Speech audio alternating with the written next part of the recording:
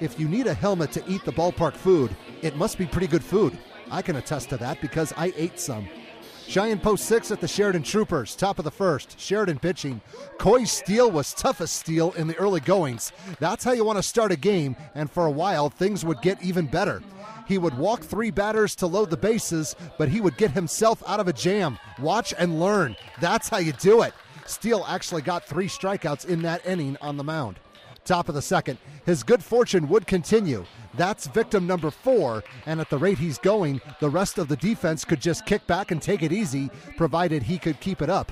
Next batter, he's done. 5 of 6 outs so far in this game have either gone down swinging or looking, and the Troopers were in a good spot.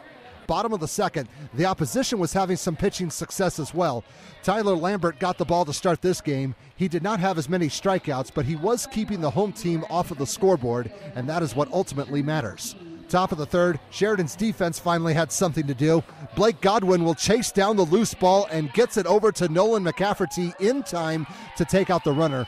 Good recovery, but you could get a sense that the momentum was starting to shift. Top of the fourth, once Dustin Parker got to the plate for Cheyenne, he would shift the momentum big time.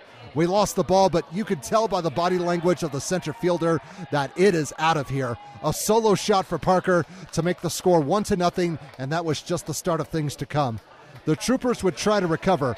Godwin has to chase another one. Luckily, that ball did not go far, and Steele was able to apply the tag at the plate. That saved a run, so it would stay 1-0 for at least another inning.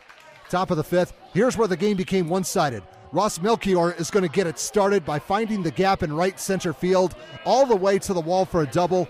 Braxton Innes will run as fast as he can to score all the way from first. That's another run on the board, and post 6 is now up 2-0. Here's where the main damage was done. 2 on for Lincoln Trujillo, and that ball is not coming back. Last year was the first time since 1999 that Cheyenne did not play in the state championship game.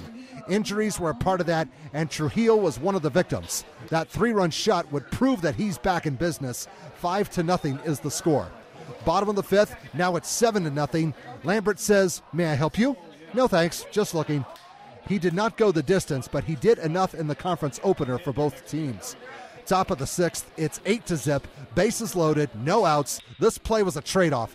Noah Gustafson to Jeff Shaner to Chris Clark for the 4-6-3 double play. However, Colton Onstadt would score on the play to move the visitors ahead 9-0. And the hits kept on coming. Dylan Pilch gets a base hit to left field and is rewarded with an RBI as Brock Anderson trots home to make this a 10-0 ball game. Bottom of the sixth, new pitcher on the mound for Cheyenne, and Ethan Casey would produce the same results. Once they got going, they were nearly impossible to stop. The trick was that they just had to get going. Top of the seventh, the visitors were looking for some insurance. Isaac Taylor lifts a hit over the second baseman for a single. That would score Melchior and help hang a 5 spot on the board to make it 15-0. Bottom of the seventh, Sheridan was finally able to produce something, although it was not exactly what you want when you are trailing big late in the game. Brian Kjerstad was able to hit the ball deep enough so that this would be a sacrifice fly.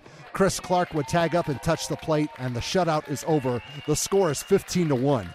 But that was it as far as a comeback goes. Sal Alvarado will finish the job on the mound to put the mercy rule into effect. Cheyenne Post 6 is out to prove that they are back this year, winning this game in a rout 15-1.